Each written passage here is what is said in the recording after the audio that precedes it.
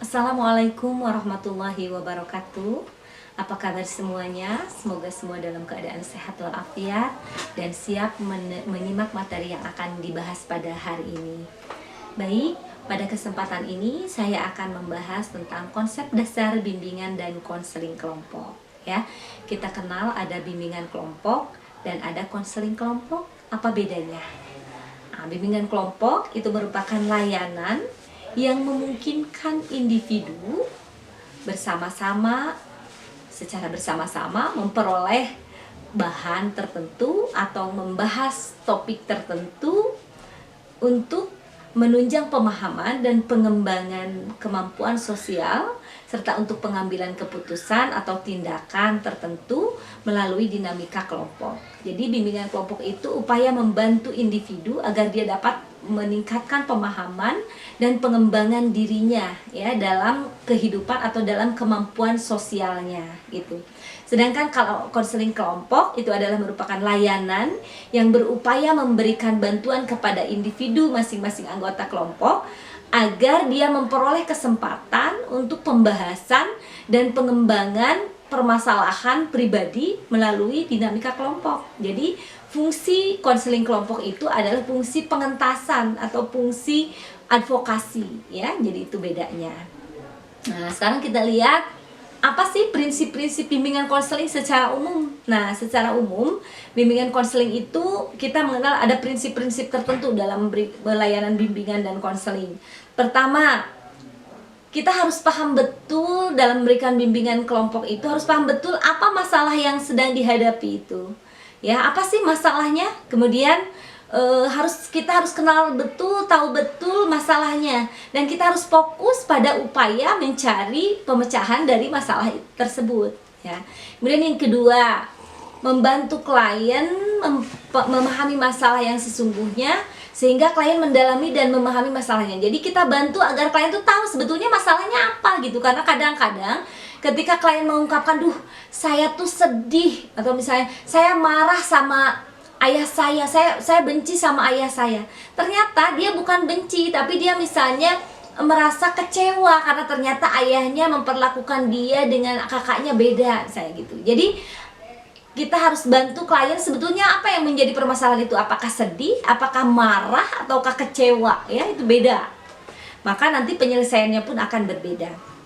Kemudian yang ketiga, mereka yang ditolong dalam bimbingan dan konseling kelompok atau dalam bimbingan dan konseling itu adalah mereka yang individu yang normal, jadi yang masih bisa diajak ngobrol. Kalau yang sudah ditanya nama malah menyebutkan tempat, ditanya kiri menjawab kanan dan sebagainya, itu berarti sudah tidak bisa dilakukan konseling ya, harus sudah dibawa di referral ke psikologi atau yang lainnya. Jadi kalau yang kita tangani, yang ditangani oleh bimbingan dan konseling itu adalah mereka individu-individu yang masih normal, yang masih bisa diajak ngobrol. Hanya dia bingung, apa sih yang membuat dia sedih, apa sih yang membuat dia marah, dia tidak bisa mengidentifikasi permasalahan apa yang sesungguhnya dialami oleh dia gitu.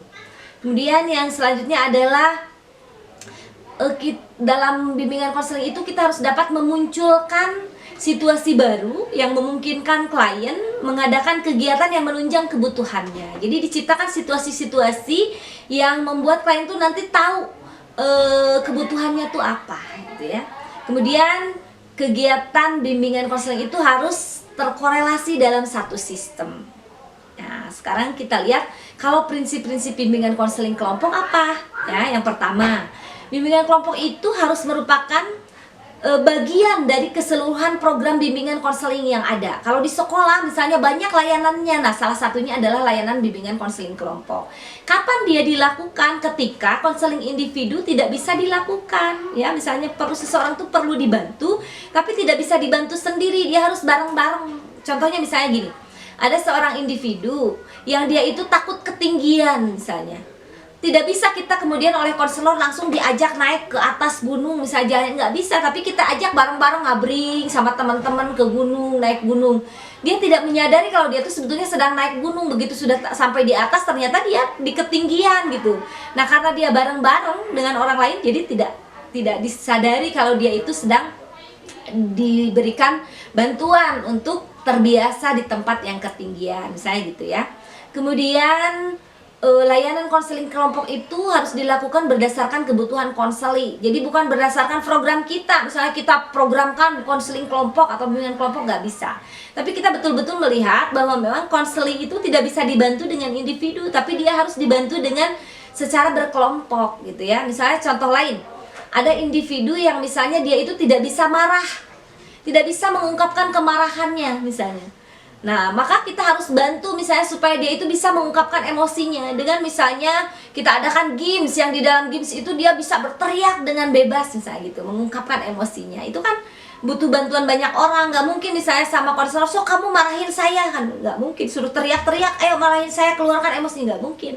Tapi harus secara alami dibangun sebuah kondisi yang di situ dia bisa mengungkapkan emosinya dengan baik, ya gitu. Kemudian yang ketiga, memperhatikan kenyataan bahwa kelompok sebaya itu saling mempengaruhi satu sama lain. Ya, kalau kita membantu, maka kita perhatikan bahwa ketika dia dengan teman sebaya, maka teman sebayanya itu memiliki pengaruh yang sangat besar, dan itu bisa dimanfaatkan untuk kita membantu individu mengatasi permasalahannya. Kemudian prosedur bimbingan itu harus didasarkan pada data yang valid tentang pertumbuhan dan perkembangan siswa. Jadi harus berdasarkan data. Ini memang nih berdasarkan data atau hasil penelitian, yaitu membutuhkan layanan bimbingan konseling kelompok.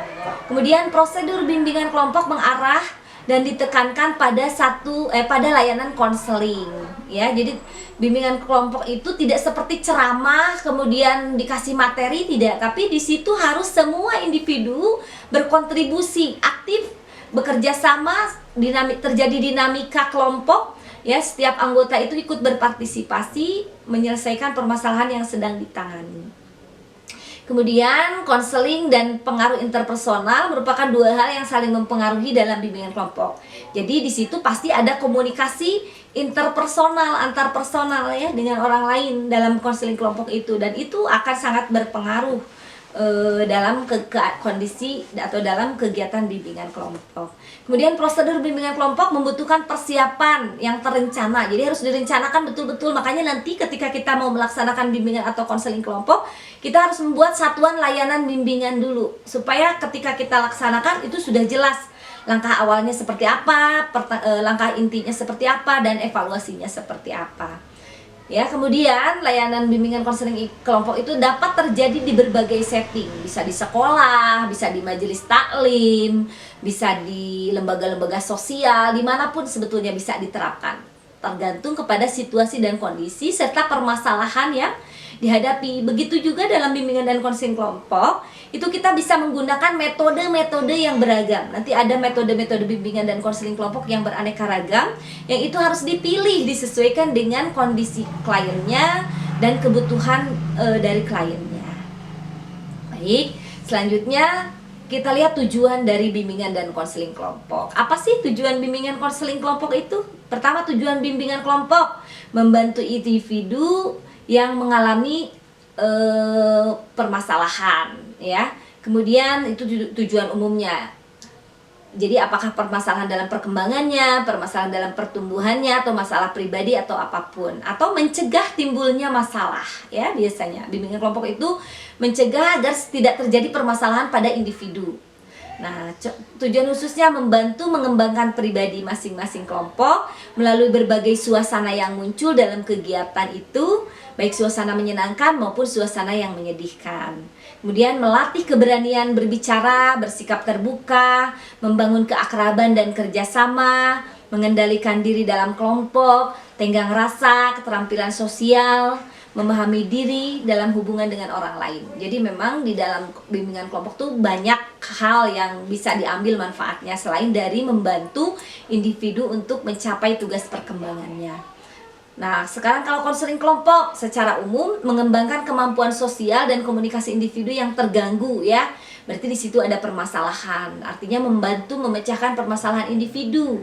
Tujuannya, ya, baik permasalahan yang berkaitan dengan pikirannya, wawasannya yang terganggu, persepsinya, sikapnya, atau misalnya apapun yang berkaitan dengan dirinya. Nah, itu berarti dia membutuhkan layanan konseling kelompok. Selanjutnya, tujuan khususnya belajar hal-hal penting yang berguna bagi individu, kemudian juga memberikan layanan penyembuhan melalui kegiatan kelompok. Ya, itu tujuannya. Selanjutnya, kita lihat azas bimbingan kelompok itu ada apa saja. Ada azas kerahasiaan, ada azas keterbukaan, ada azas kesukarelaan, dan ada azas kenormatifan. Rahasia berarti tiap individu tuh harus mampu menjaga rahasia, mana yang harus diekspos dan mana yang tidak bisa diekspos keluar, ya. Kemudian terbuka, masing-masing terbuka dengan permasalahannya. Jadi belajar terbuka terhadap orang lain, belajar percaya terhadap orang lain. Sukarela, di situ setiap orang harus sukarela mau membantu satu sama lain. Normatif berarti hal-hal yang memang yang dibahas itu adalah hal-hal yang sesuai dengan norma-norma yang berlaku, ya, tidak boleh yang di luar dengan norma yang berlaku. Kemudian fungsi kelompok, ya. Apa sih fungsinya bimbingan kelompok itu atau konseling kelompok itu? Pertama, memberikan kesempatan yang luas kepada individu untuk bisa berpendapat, karena dalam diskusi kelompok itu atau dalam bimbingan konseling kelompok itu nanti berkumpul bersama, masing-masing mengemukakan pendapatnya, ya. Dan yang kedua, memiliki pemahaman yang luas, efektif, objektif, ya, dan tepat tentang berbagai hal yang sedang dibicarakan. Nah, biasanya kalau sesudah mengikuti bimbingan konseling kelompok, maka individu anggota kelompok itu menjadi pemahamannya lebih luas, ya, lebih positif tentang hal-hal yang sudah dibicarakan dalam bimbingan konseling kelompok itu. Kemudian yang ketiga juga menimbulkan sikap positif terhadap keadaan sendiri dan lingkungan mereka yang berhubungan dengan hal yang dibicarakan dalam kelompok. Sikap positif seperti apa? Misalnya pada awalnya ketika dia memiliki permasalahan tuh dia bingung, kemudian dia merasa rendah diri atau merasa putus asa. Tapi begitu dia sudah berkumpul dengan orang-orang yang memiliki permasalahan yang sama, kemudian masing-masing saling berbicara, maka dia kemudian tahu, oh ternyata yang punya permasalahan seperti saya itu bukan cuma saya, orang lain juga sama. Dan kalau orang lain bisa mengatasinya, bisa melewatinya, maka saya juga harus bisa melewatinya gitu. Jadi bisa menimbulkan sikap semangat kembali untuk bisa menjalani hidup dan bisa mengatasi permasalahan yang sedang dihadapi. Selanjutnya yang ketiga adalah menyusun program, ya, karena dari hasil bimbingan dan konseling kelompok itu nantinya akan bisa menyusun program-program kegiatan yang akan dilakukan, yang kegiatan tersebut nanti akan mendukung individu, sikap individu itu. Kalau sikapnya itu positif, maka dia akan menciptakan kegiatan yang mendukung sikap tersebut. Dan kalau misalnya negatif, maka dia akan membuat kegiatan yang akan menolak kondisi negatif atau kondisi yang tidak sesuai atau yang buruk dari apa yang sudah dibicarakan dalam bimbingan dan konseling kelompok itu. Nah, yang terakhir adalah komponen-komponen bimbingan konseling kelompok itu apa saja. Pertama, ada pimpinan kelompok, kedua ada anggota kelompok, ada masalah atau topik yang dibahas, kemudian ada metode dan juga ada media yang digunakan. Lebih lanjut tentang komponen dan yang lainnya akan dibahas dalam pertemuan selanjutnya. Untuk hari ini saya cukupkan sampai di sini, mudah-mudahan bisa dipahami, dan jika ada yang tidak dipahami, kita buka forum diskusi nanti. Assalamualaikum warahmatullahi wabarakatuh.